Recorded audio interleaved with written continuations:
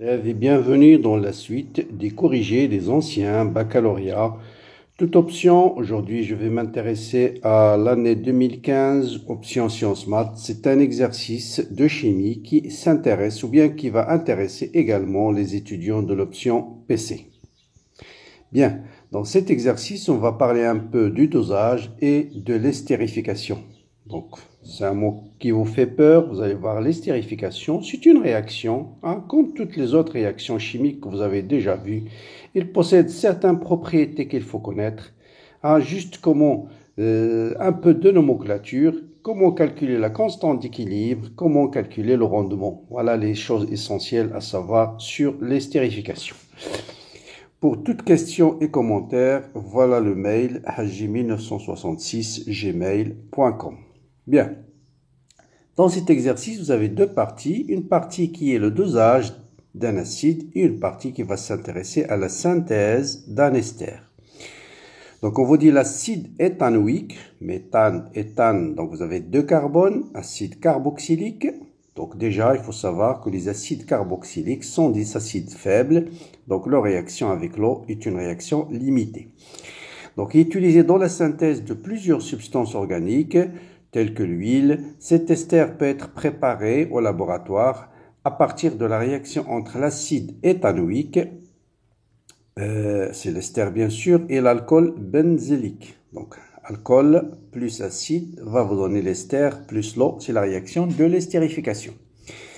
Dans cette première partie, on va d'abord faire un dosage de l'acide éthanoïque par une solution basique. Ensuite, la réaction de cet acide avec un alcool pour préparer l'ester. Voilà les masses molaires de quelques composés. Donc, première partie, je vais décrire, vous donner l'énoncé de la première partie, la corriger avant de passer à la deuxième. Donc, on prépare une solution SA. Toujours en chimie, vous avez plusieurs données, il suffit juste de les bien comprendre. SA, c'est une solution d'acide éthanoïque de volume 1 litre. De concentration Ca. Comment obtenir cette solution? On va dissoudre une masse M de cet acide dans l'eau distillée. Ensuite, à partir de ce 1 litre, on va prendre 20 millilitres pour arriver à l'équivalence rapidement. Et on va suivre la variation du pH en fonction du volume de la base versée. La base, c'est la base forte, l'hydroxyde de sodium. On va dans sa concentration.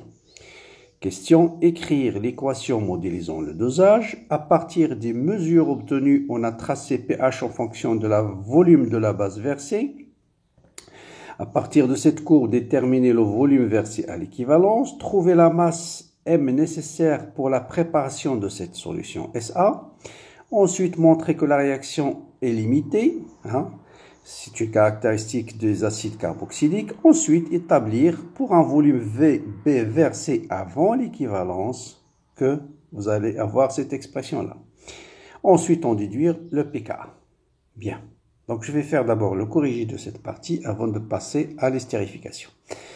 Bon, là, l'acide éthanoïque, on vous donne l'expression, mais il faut savoir que méthane, éthane, donc vous avez deux carbones, plus la fonction carboxylique, double liaison OOH. Donc le volume c'est 1 litre. Donc je vais le noter dans l'exercice AH. Sa base conjuguée c'est A-, c'est CH3COO-. Donc on va dissoudre une masse dans 1 litre. Ensuite on va prendre 20 millilitres qu'on va doser avec NaOH. Donc l'équation de dosage c'est l'acide plus la base OH- donne A- plus H2O. Pas de problème. Quel est le volume de la base versée à l'équivalence? Là il suffit juste d'aller sur la courbe. Et tout est clair, vous avez ici, on vous donne D2pH sur dt, et le maximum, bien sûr, se passe à l'équivalence, et on va déduire directement par lecture sur la courbe que le volume versé à l'équivalence, c'est combien? C'est 20 millilitres. Bien. Donc, on va dire volume versé à l'équivalence, d'après la courbe, c'est 20 millilitres. Bien. Quelle est la masse M qu'on a dissous pour obtenir 1 litre de solution? Eh bien, on va d'abord déterminer la concentration de l'acide par la relation d'équivalence. À l'équivalence, les quantités de matière de l'acide et de la base versée sont stéchiométriques, c'est AVA égale à CB VBE, puisque VA égale à VBE, donc CA égale à CB égale à 2 10 moins 2. Ça, c'est la concentration de l'acide dans le volume de 20 millilitres. mais c'est aussi la concentration de la solution S, parce que la concentration ne dépend pas du volume. Donc, pour déterminer la quantité de matière dans 1 litre de solution, je vais multiplier cette concentration par le volume qui est 1 litre. D'accord?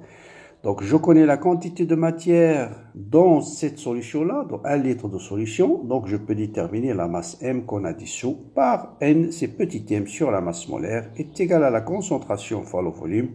Donc, la masse, c'est la concentration. Notez bien ici, j'ai utilisé le volume de 1 litre, et non pas du 20 millilitres que j'ai dosé. Parce que je vais savoir la quantité de matière totale de l'acide dans 1 litre de la solution.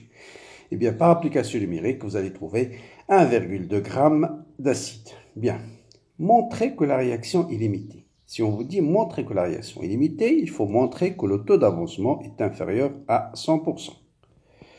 Bien, donc on est obligé de calculer le taux d'avancement. Donc tout de suite, là, c'est la réaction de l'acide avec l'eau qui est limitée, l'acide carboxylique avec l'eau. Bien sûr, cette réaction, c'est AH plus H2O donne A- plus H3O+. Le taux d'avancement de cette réaction, vous le connaissez par cœur, c'est X final sur N0, en divisant par le volume, c'est la concentration d'H3O+, sur C0, ou bien 10 à la puissance moins pH sur C0. Je connais C0, il me manque le pH de cet acide-là. Où je vais déduire le pH? Là, il faut revenir à la courbe. Et avant de verser la base, c'est-à-dire si VB égale à 0, qu'est-ce que vous avez en solution? Vous avez cette réaction. Donc, si le volume de la base versée est égal à 0, le pH, ça sera le pH de la solution de l'acide avec l'eau. Donc, à partir de la courbe, je peux déterminer VB. Le pH à T égale à 0, c'est 3,2. Donc, si VB égale à 0, voilà ce point, c'est le pH de l'acide avec l'eau. Et connaissant le pH, je vais déterminer, bien sûr, tout de suite, taux c'est 10 à la puissance moins pH sur C0, et ça vous donne 3%. Vous avez bien vu que c'est une réaction très, très, très limitée. Bien. Montrez que si on se place avant l'équivalence, que VB fois 10 à la puissance moins pH est égal à Ka VBE moins VB. Bon, ça vous paraît compliqué comme relation, mais très simple à démontrer. Il suffit de comprendre qu'est-ce qui se passe dans une solution de dosage avant l'équivalence. Vous avez votre solution acide, vous versez la base, on n'a pas encore atteint l'équivalence, donc qui est le réactif limitant? C'est la base que vous versez. Donc chaque OH- que vous allez verser va réagir avec A- par AH pour donner A-. Donc le réactif limitant, c'est la base. Donc avant l'équivalence, voilà le tableau d'avancement qu'on aura. Donc c'est VA ici. Sinon vous allez avoir, je vais avoir plein de commentaires, vous avez oublié. Donc si j'ai oublié une constante ou bien j'ai oublié de multiplier, c'est pas la peine de l'indiquer dans les commentaires, ça peut arriver. Donc CAVA, c'est la concentration, quantité de matière de l'acide. J'ai versé CBVB. Et bien sûr, avant l'équivalence, ça c'est le réactif limitant. Donc avant l'équivalence en solution, la concentration de H- est pratiquement nulle. Bien sûr, en négligeant le H- qui vient de l'autoprotolyse de l'eau. Et la quantité de matière de l'acide qui va rester, c'est CaVA moins X, qui est CB fois VB. Donc il va y avoir formation de CB fois VB à moins et CBVB de H3O+.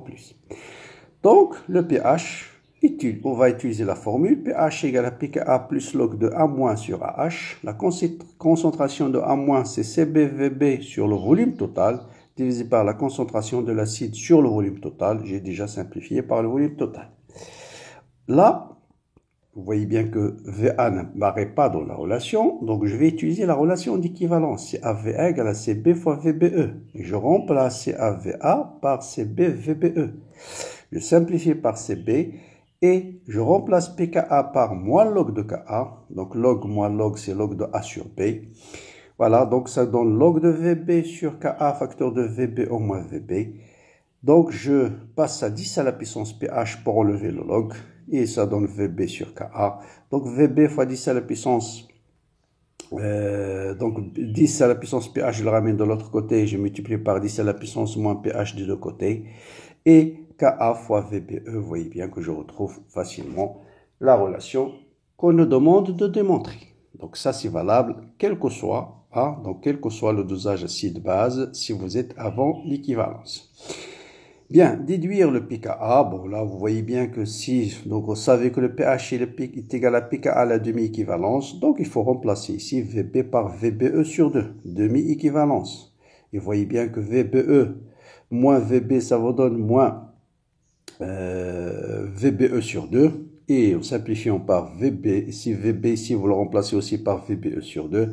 En simplifiant par VBE sur 2, vous voyez bien que Ka égale à 10 puissance moins pH, c'est-à-dire 10 à la puissance moins pKa, c'est 10 à la puissance moins pH, ou bien pH égale à pKa. Donc je pars vers la courbe, voilà 10, graphiquement, je vais lire le pH, ça me donne 4,8, c'est la valeur de pKa. Donc la valeur de pKa, c'est 4,8. Exercice standard, très classique, mais qu'il faut absolument connaître. Passons à l'estérification. Eh bien, on prépare un mélange constitué d'une quantité d'alcool d'acide éthanoïque. On vous donne la masse de l'acide utilisé. Voilà la masse de l'alcool utilisé. Et on vous donne la masse de l'ester formé. Que veut le peuple? Écrire l'équation de la réaction modulisant cette réaction d'estérification.